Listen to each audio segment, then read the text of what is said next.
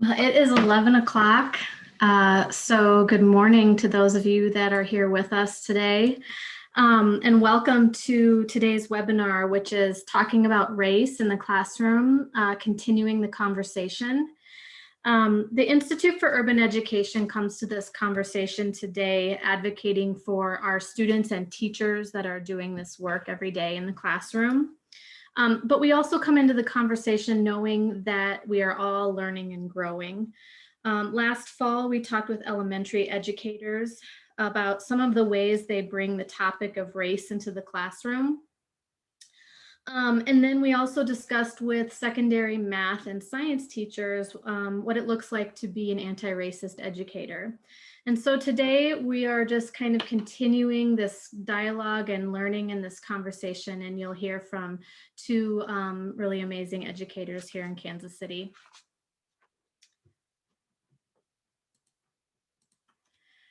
The quote you see here comes from the book, We Want to Do More Than Survive, Abolitionist Teaching and the Pursuit of Educational Freedom by Dr. Bettina Love. This quote articulates the variety of ways that educators contribute to the idea of anti-racist and abolitionist teaching. There isn't one specific way, but many ways to look at it. And so while much of what you're going to hear today is focused on a specific example of how race has been incorporated, it's important to note that there are also other ways to engage in this work. Our panelists won't claim to be experts, rather practitioners that are learning and striving to do what's best to create change for the students in our classrooms. And so with that, today we are excited to bring you a conversation between two amazing educators at the Academy for Integrated Arts here in Kansas City. You're going to get to hear them share about a particular project that was enacted in an upper elementary classroom, but could probably be translated into younger or older age levels or grade levels as well. So before we go any further, I'll do some introductions. My name is Jen Fergerson. I am a coordinator with the Institute for Urban Education here at UMKC. And I'm joined today in spirit, which I'll explain in a minute, by Asha Glover. Asha is the assistant principal at Academy for Integrated Arts here in Kansas City. She is also an alumna of the IUE program. And also Cobbins. Cobbins is an upper elementary teacher at the Academy for Integrated Arts. So quick disclaimer for our work today. Kiana and Asha are currently on a retreat in the middle of nowhere. And so we had hoped that technology would have them be able to be with us today, but it has failed us today. It is not being kind to us. And so we have pre-recorded an interview with the two of them, and we'll have an opportunity for you to still be able to engage with them just in a different way after we're finished with that pre-recording. And so we're going to be listening to that pre-recorded interview here in just a moment of how Kiana has incorporated race into her classroom conversation. But before we listen, we wanted to provide a little bit of context for what you'll be hearing. Many of you, most of you are probably familiar with the Truce Divide here in Kansas City. Kiana's going to refer to this. You'll hear her refer to this many times during the conversation. And so we wanted to provide just a little bit of context around that work. You see here a map of Kansas City, and down the middle is where Troost Avenue exists. And population-wise, when you look west of Troost Avenue, 95% of the population is white. And when you look east of Troost Avenue, approximately 95% of the population is Black. A little historical context for what you'll hear. What is now Kansas City Public Schools was a state-sanctioned segregated school district from 1867 until 1955. After Brown versus Board of Education, the school district relied on neighborhood attendance zones and specifically used Troost as a racially identifiable east-west attendance boundary and justified this on the grounds of neighborhood unity. Real estate agents used tactics and played on white fears of, quote, Black invasion to elicit panic selling and white flight. And this was all supported by the Federal Housing Administration. By 1965, 3 of the 4 high schools east of Troost were majority Black. By 1968, all 4 high schools east of Troost were majority Black. 2 high schools west of Troost remained majority white for 20 years following Brown. Today, the 2 high schools west of Troost have been closed, and all high schools east of Troost are majority Black and Brown. You will hear Kiana referring to this Troost divide quite a bit in her interview, and it's important to note that Academy for Integrated Arts also sits on Troost Avenue. And so at this time, we're going to share the conversation between Asha and Kiana. These conversations, as you hear them highlight, are important because they provide opportunities for agency and voice. They require students to think critically, and they are incredibly relevant to students' lives. At the conclusion of the interview, as I'd mentioned, we had hoped for you to be able to engage directly with Asha and Kiana, but we will have a format for you to be able to submit some questions for them if you have specific questions that are related to this. So feel free to drop any of those into the Q&A in your webinar as you're listening, if there's something specific that comes up. And then again, at the end, I will have a QR code and a link for you to submit some specific questions if you have those. So at this time, we're going to go ahead and listen to this really amazing interview between these 2 really amazing educators.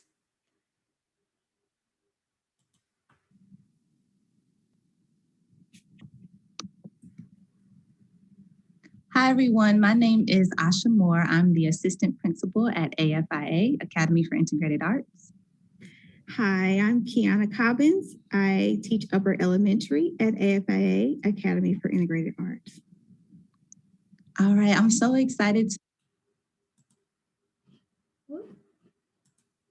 to be interviewing you today, Kiana. So we have some questions that I will ask you. And the first question is, what does talking about race in the classroom mean to you?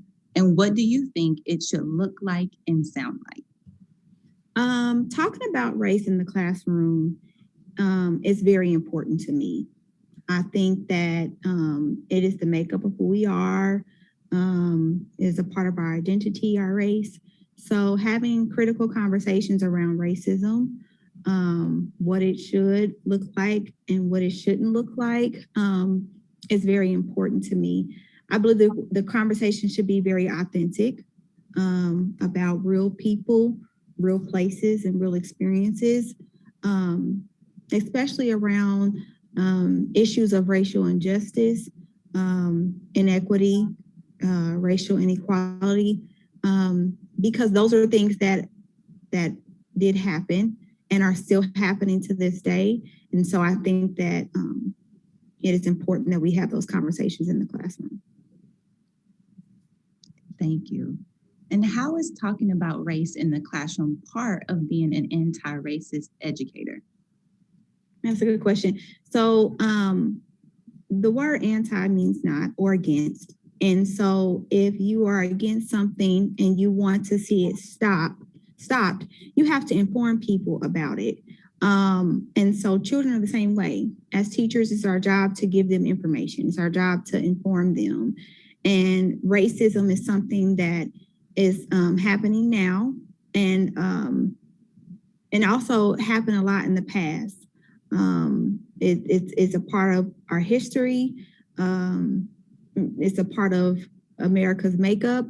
And so we don't want that to continue. We want it to die down. We want to see change in the future. We want to see things get better as they have.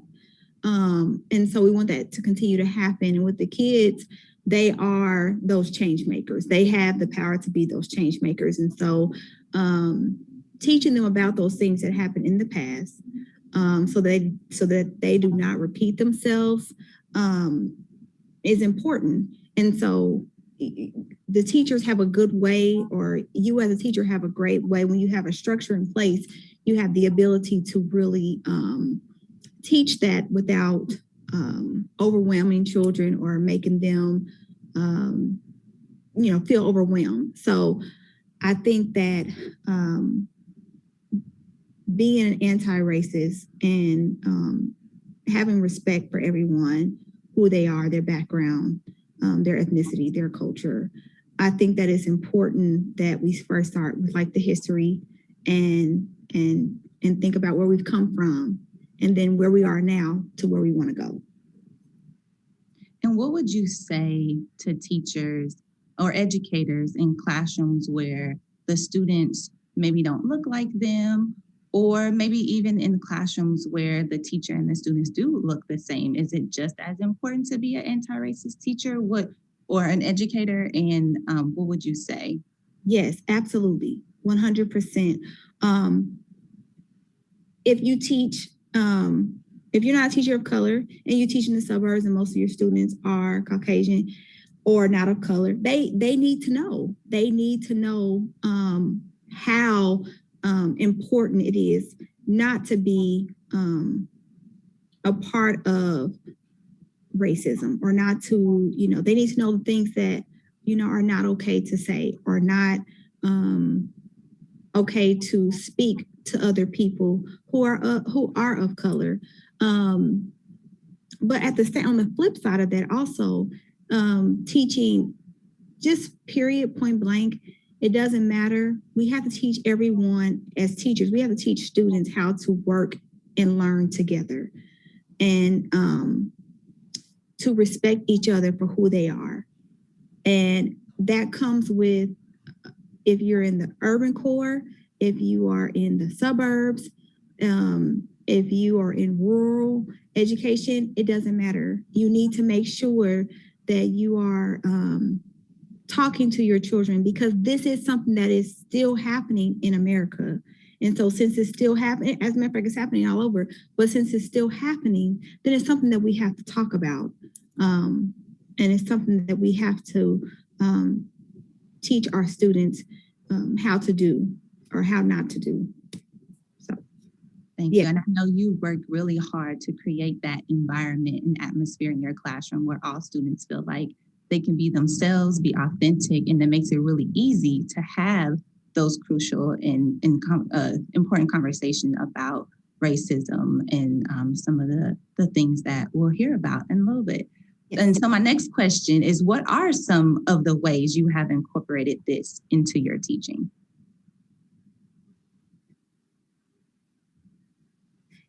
That's a good question, Asha. So there's a process that I take when teaching racism in the classroom, because I want to make sure, again, like I said, that it's authentic and that it is natural. It's not something where the kids are just caught off guard. We want it to be through very real conversation, very authentic way. So I'll start off with a high quality read aloud, one that has, the message of racism or something along the lines of racism, that really gets the kids thinking about those things. They're thinking about the characters and they're thinking about what's happening in the story. And so then it gets them thinking about, racism. They may not have a name for it, but they have thoughts about it. And so when we did the Truth Divide project, we started with 2 quality read aloud. Actually, we started with 3. And the first one was Pink and Say. And after Pink and Say, we read books by Jacqueline Woodson, such as Feathers, which was about an inner city school. And in this book, it was African-American kids, and there was one Caucasian guy who was experiencing some things coming to the, I think it was 2 sides of Chicago. But anyway, it was talking about a dividing line. So there was a dividing line in this town where you had the more privileged kids, and you had then on the other side, it was, less privilege. And there were more students of color on that side, and then there was more white kids on the privileged side. And so anyway, that kind of led into our Truth Divide project, thinking about truth as a dividing line and how there is inequities on both sides, on the west side or the east side versus the west side. And so starting off with high quality read alouds would be, I would say, definitely is the first thing you want to do.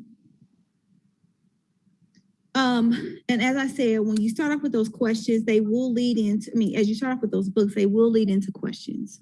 The students will ask questions, and it's funny because some of the questions, are very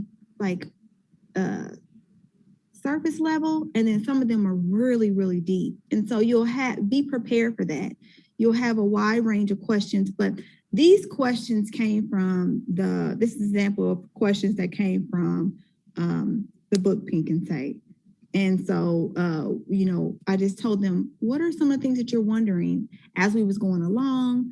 And at the end, we kind of composed some questions together as a class. So next thing you want to do is just talk about their thinking. What are the questions? What are the things that they're wondering, so that we can investigate that, which leads to the next thing you want to do.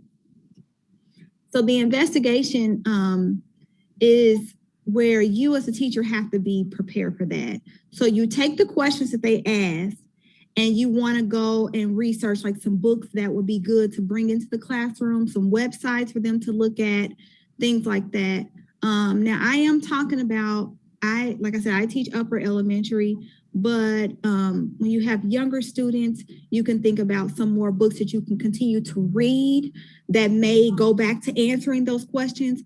But for the older kids, you can give them some support when they're trying to investigate. I wouldn't just throw them out there and say, okay, let's just start looking. Kind of give them some. So these are some books that I went and checked out the library. And then you can see this is a young man or a student who was writing about and reflecting on the questions, reflecting on the books and the questions that he found answered through the reading.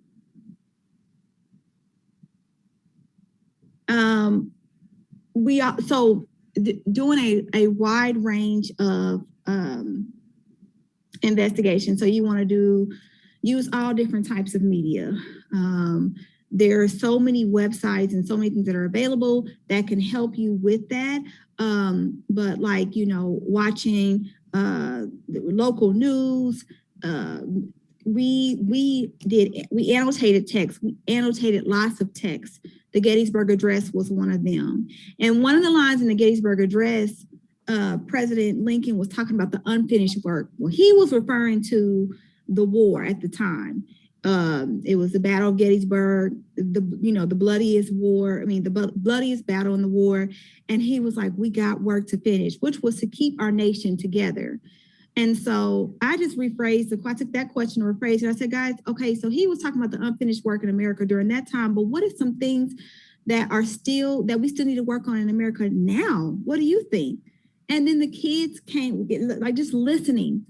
One of the hardest things to do as a teacher is to stop and just listen. So taking time to really giving them think time and really giving them chances to speak really will help you get to the root of what they're thinking and how they're making connections with what you're reading and what you're doing. So it may be awkward at times, but you have to stop and give them moments to think.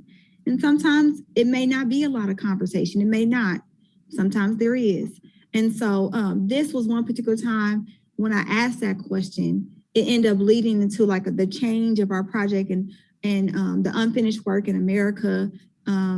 And as it relates to, the Truth Divide was one of them. But one of the things that was we came up with these things here. And these were things that were very real to them and things that they were going through at their time. The kids began to tell stories from their families and some of the stuff they were experiencing. And so I was just jotting as they were talking. So giving them opportunities to make it connect, make it meaningful to them.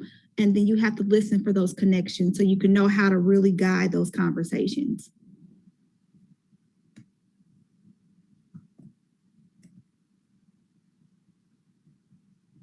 And then, so the last thing here is some websites that you can use if you are, teaching racism in the classroom, or you decide to tackle this school year. Here are some websites and things that you can use to help you find books and things that are related to racism. I think it's important to remember that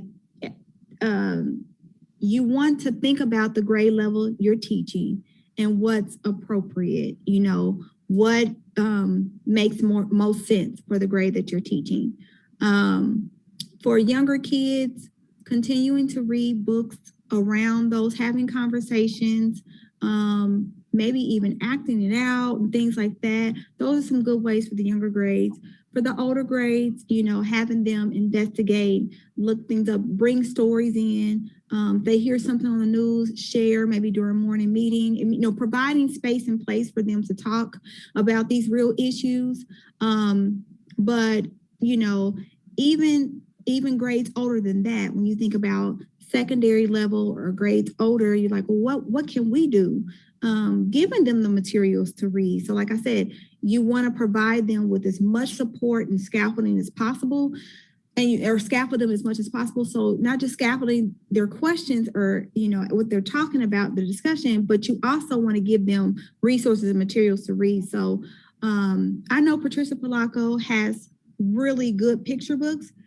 And, they look like for a secondary, they may say, well, this is like elementary school, but the meaning and the language in there is very advanced. So maybe even just assigning it to them. Hey, I just want you to read this, and we're going to talk about it. We're going to write about it, or, maybe giving a writing prompt or something connected to it, because they're older, they can do that on their own. You don't have to read it to them, but giving it as an assignment for them to read. And then giving a prompt, like a question that you want to focus on, or what you want to see what their thinking is around it, and then pose that question and have them come back and share the next day or something like that. Those are good ways to do it. But then it's like low level for your kids who it's not something too hard. It's heavily loaded with pictures. They can use picture clues to help them understand some things they may not understand. But that's also a good way to keep the children, or make sure that it's being taught throughout. Because sometimes they say, well, I don't have the materials. A Patricia Polacco book can be used from little children all the way up to secondary. You just have to decide what's appropriate for that grade level. Thank you. Well, I know firsthand the impact that the work that you've done with students has had in their growth academically, social, emotionally, because of the connections that they make with students in the classroom. Can you describe what you've noticed about your students when doing this work in the classroom? Mm-hmm. So the academic ownership is important. Academic ownership is everything. You want kids to, that changes the narrative in your classroom. When kids have take ownership of their learning, and they know their place and their role in this world, they know they feel valued, and it's important. They know the power of education and what it could do for their future. Having conversations about real life issues, for example, racism. When we did the Truth Divided project, it was right in our neighborhood. Some of them kids lived on the east side of Truth, and they was like, I never really paid it. Now I'm starting to notice, like, something I don't like this, And I remember we had police officers come in and talk about crime, comparing crime on both sides, and we had talked to realtors about the value of homes on one side versus the other side. And I remember one young man's father owned a barbershop, and talking about, his experiences owning a barbershop right here on the east side of Truth, and like safety and just, so when you make it connect and you make it real, then kids start to see, okay, wait a minute, this applies to me. This is important. not just because it's wrong, not just because it's been happening. But this is important because I maybe have a way of making a change, and they want to stand for it. I remember so this statue you see here behind me is what they built. So we had studied we had annotated the Gettysburg Address. We had also annotated another poem, and I just lost my train of thought. Oh my goodness, I can't even think of the name.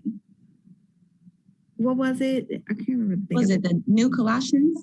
The New Colossus, yes, the New Colossus by Emma Lazarus. And so we had talked about just like after our conversations and just thinking about, a lot of the kids begin to think like, wait a minute, like I remember one young man saying a lot, America's just been built off a bunch of lies. And I was like, if that's what you feel, elaborate. And every time they would say things or gave their opinion about something, I made them give evidence. I made them give me specific examples from texts that we had read or conversations that we had had about real issues, real places, real people, real events.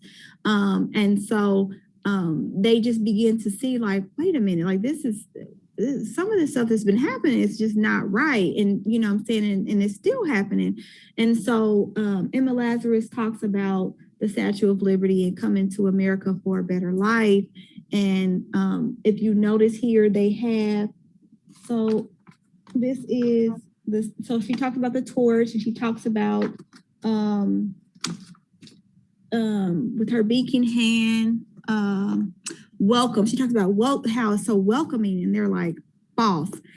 It's not welcome. America is not welcoming for all, and anyway, that led to them like creating raps around, one group of young men created some raps around the New Colossus and racism and the truth divide. One group wrote poetry around like some of the things that are still going on in America that are just not right.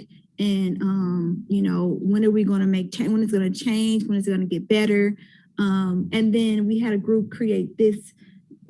They were more artistic, and so they was like, can we do something with art? And I don't have it here in front of me, but they also created a cutout of the United States, and they talked about, they said, they drew the rainbow colors on the United States of America and just talked about gender inequality and just like treating people fairly, regardless of who they decide to love or how they decide to love. And so it sparked a lot of conversation, and I literally just walked around and facilitated, and I just, I did my best with supporting, and I made sure every time they talked or I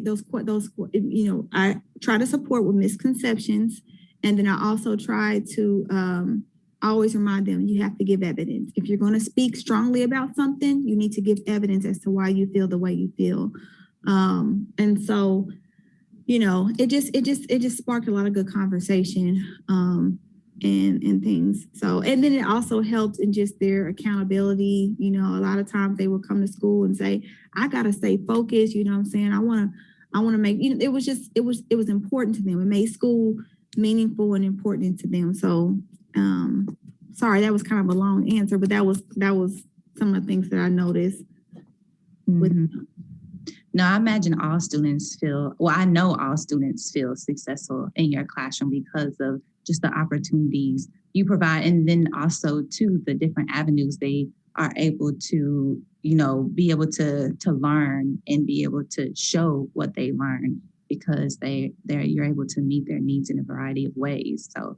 Yes. Oh, can I say something else, Ms. Moore? I was going to say something along the lines of, the college students came the first year to work with us, and they were like teaching the college students a lot of things that they learned about the truth divide. And the college students was like, we had never even heard of this. Like, what? And so that made them feel proud. We went to speak at a lot of different places. We were speaking to people who, were very important in the community. When we did our presentations on the truth divide, community members came out, but these were like prominent members in the community. When Mayor Sly James came to our school, and we greeted him, they had created a spoken word about the truth divide.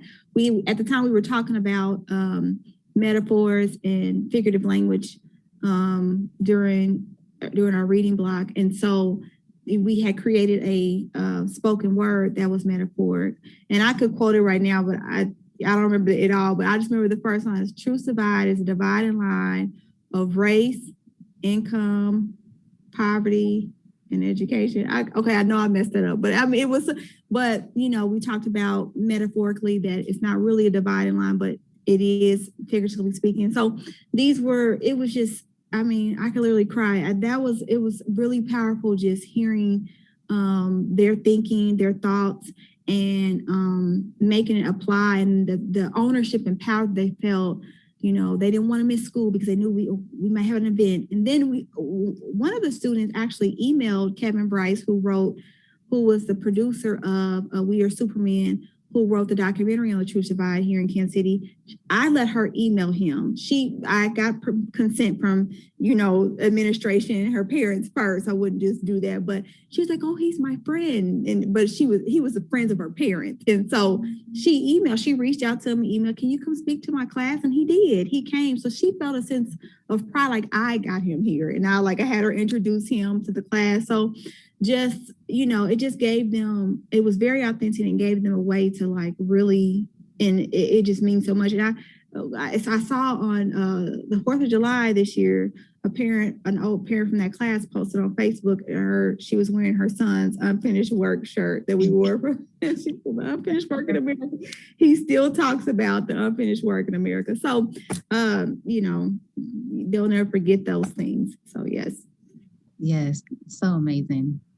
Well, you actually led and started speaking to some of the information that's in this next question, because it's what are some other online or traditional resources that you would recommend that support this kind of agency and voice for students? Can you talk about the ways you have used them? So you already spoke to some of the people that came in, the expert presenters. You talked about the connection with the UMKC. Really, they're honor students, right? They came in, they did a project with you all. So any other online or traditional resources you use to aid in this work? No, not that I can think of off the top of my head. Remembering that you want to get as many experts in to talk to the students as possible, and don't be intimidated by the word experts. It could be my grandmother. I interviewed my grandmother. She's a walking historian. She's lived in Kansas City her whole life. And so just sharing her experiences, living in America, in Kansas City, even America, she was able, the kids were like, oh, she shared her experience living on the east side. She was going to Lincoln and not being able to have opportunities to go to other, high schools in the area because of the color of her skin and things like that. And so finding different ways to bring it doesn't always have to be a book or online. You can make it more authentic and more real, having people who have actually lived it or can speak on it come in and speak and talk to the kids about their experiences. It just makes it more authentic. Talking to the police officers, the realtors and things like that, getting as many people who have a connection to what you're learning and what you're talking about just makes it so important. And it makes it so real for students. I meant to mention this. I remember when we went to speak at the Kaufman Foundation, I think. Is it the Kaufman Center, not the Kaufman Foundation Center. I can't remember the name. We went to go speak there, the spoken word that we had came up with and share our things that we had learned about the Truth Divide. And she started off with a presentation on good high schools or high schools in the Kansas City area. And she was giving statistical points about, different high schools in the area and, what they provide for long-term and stuff. And I remember thinking okay, my kids are going to start getting antsy because this is kind of over their head. But they were taking notes and thinking about, and then we got back to school and they was having questions about what high schools they want to go to and how they want to really, and I'm just wow, what I'm saying? So providing them with those opportunities and getting them out there, help them start thinking long-term. And, I can say from that class, all of them are going on to really good middle schools and are really excited about, like, it has a lot of thought in what's next for me as it relates to my educational career path. I spoke at their 6th grade graduation or promotion ceremony. I hate saying graduation, 6th grade promotion, and I referred to the truth divide. A lot of them were just like listening. I mean, and it just, they knew, like, this is the time, like, all that we had learned, this is the time. Now it's time to start going out here and doing it. Like those things we talked about in class, it's time to make those changes. It's time. So it's very powerful, and it made me emotional because I'm just like, those little bitty things, because I am an anti-racist educator, because I am against racism or inequality of any kind towards any human being, then it made it important to my kids, which was probably already important to them, but it made it important to them. And now they can go out and make a difference in the world. So yes, because you created change agents and change makers. yes, change. That's it. All right, so I just have a couple more questions for you. And this one is, what are some roadblocks you faced when prioritizing this work? And how have you overcome these challenges? I didn't really have a lot of roadblocks with the school. Some of the things that it's time consuming. You want to make sure you set time up for getting the materials, getting resources. I mean, if I said, okay, tomorrow we're going to investigate, and I don't have the books ready, or I don't have the website, so you have to like do some pre-work, a lot of pre-work prior to. So that was some of the things that I struggled with doing it the first time, because I was just kind of going with the flow versus thinking ahead. And so now that I've done this a couple of years, I know to think ahead and kind of plan out more, so like try to get as much as I can, because you don't, for me and where I am, I didn't really want to just like make it a theme or a unit where we was just, but if it may be better to do that the first year you're doing this, so then you can think ahead about all the things that you need to get and prepare for, think through the entire 6 or 7 weeks and the outcome, like what do you want kids to take away from this and things like that. So yes, that could be a roadblock if you're just jumping right out there to do it, because you really don't know where it's going to go, and it could go so many different places. So making sure you're prepared for that. Misconceptions that kids have. Sometimes kids will hear a story on the news or hear a story from the family. I'm not going to say on the news. I'm going to say from the family, or maybe even from the news, and they come back and they tell it all wrong, or this connects to what we're learning, and you're like, oh, well, that's not. So like helping them understand, in clearing up those misconceptions. You have to be on your toes with that, because you don't want to you want them to be critical consumers of information and really think about, okay, where was the source that I got this from? And, is this true, or is this something that, I made up or whatever? So that was some of the roadblocks and things that I experienced during this kind of work, doing this kind of work. Thank you. All right, last question. What advice do you have for teachers who want to start this work in their classrooms? I would say, like I said in the last question, what I learned is to pre-work, to pre-plan. So think about all the standards that could be addressed through these through doing this kind of work.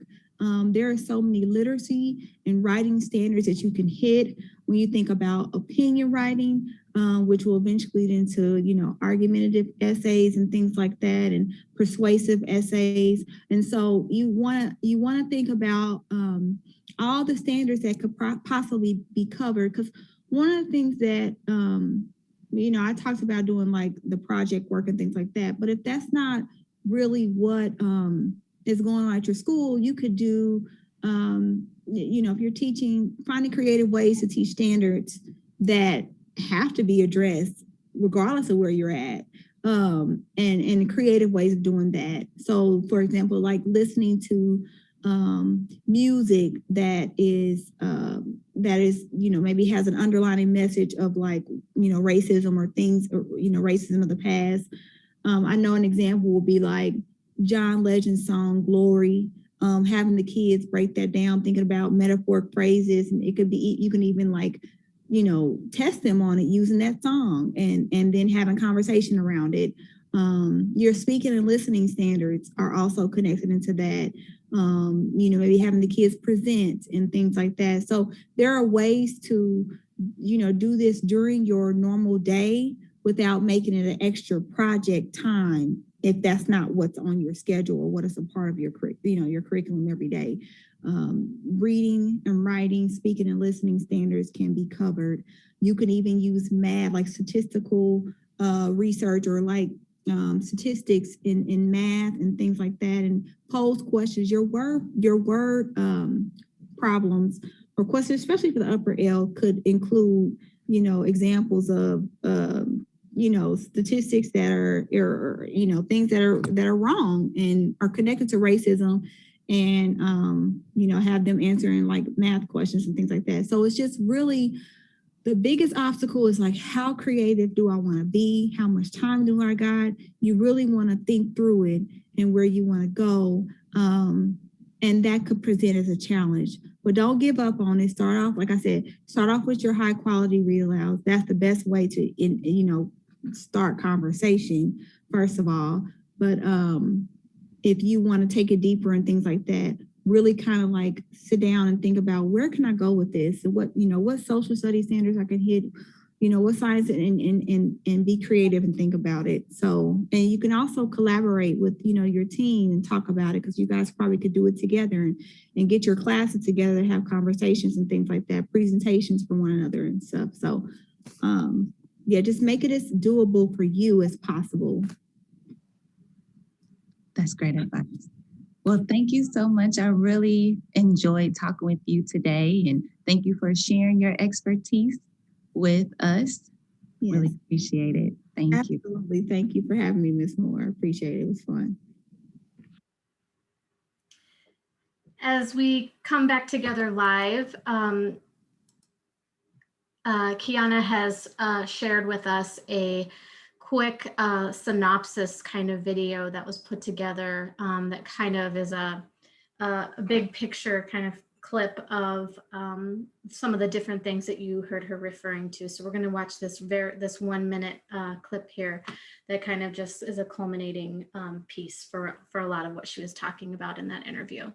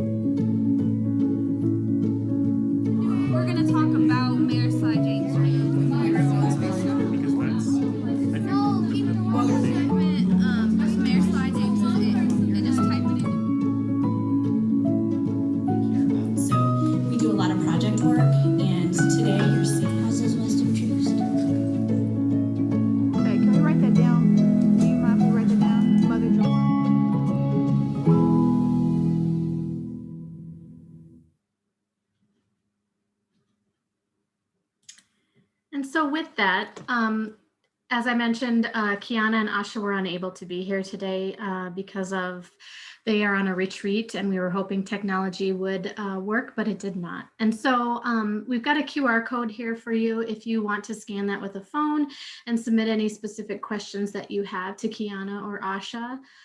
You could also drop them in the chat. Feel free to do that as well. At the end of this presentation, I'll drop the link as well in the chat, and I'll stay on for a few minutes if anybody wants to utilize just a regular link as well. but we do want to provide you an avenue to be able to ask them some specific questions if you have them. They will be compiling those answers, and then we'll email those out to all the attendees for today. And so before we go, we wanted to just touch on a couple pieces in terms of resources. You heard Kiana talking about the importance of text frequently throughout this interview and doing this kind of work. And so there's a text out there, Cultivating Genius by Goldie Muhammad. And this is just kind of some broad, general kind of guiding questions that kind of might help support some of that work when you're selecting texts, regardless of the level of students that you are engaging with. But just kind of using these as some guiding questions in an effort to kind of help with text selection. You also heard her talk about how to think of text really broadly. So not only are we talking about books or songs or music, but there's a whole list of, and this I'm sure is not an exhaustive list either, but just thinking really broadly about text and about resources. Pulling in graphs and graphics and having students use those as talking points. You can connect any of those things to speaking and listening standards at any point. And so just kind of making sure that we kind of think about that.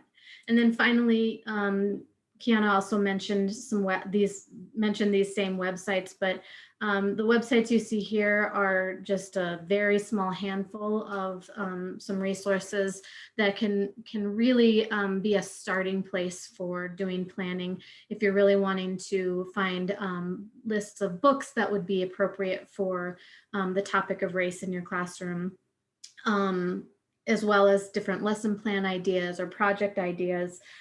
These websites can serve as just kind of a starting or jumping off point for you there. And so with that brings us to the end of our webinar today. I want to thank all of you for sticking with us. I will be placing the link up here in just a moment. I really want to thank Asha and Kiana for taking the time to have that conversation. And as I mentioned, any of the questions that you submit, we will be sure to get those answered, and we will email out their responses to those questions via email soon. As well, be on the lookout. Feel free to share this webinar with your friends and colleagues. We'll be posting this on our IUE website soon as well. And just one last thing, next week, we're doing our final webinar for our summer webinar series. Next Wednesday at the same time at 11 o'clock, we'll be discussing the topic of English language learners, asset-minded teaching. I'll be joined by Dr. Amanda Vega. She is the director at El Centro Early Childhood Center, and we have several English language ELL educators and teachers in the Kansas City community that will be having a conversation with together. And so thank you again for joining us. I look forward to posting this and see you next week, I hope.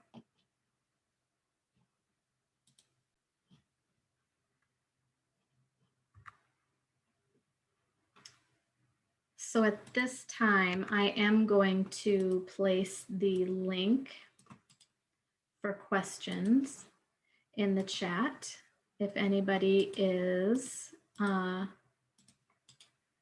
interested in utilizing that.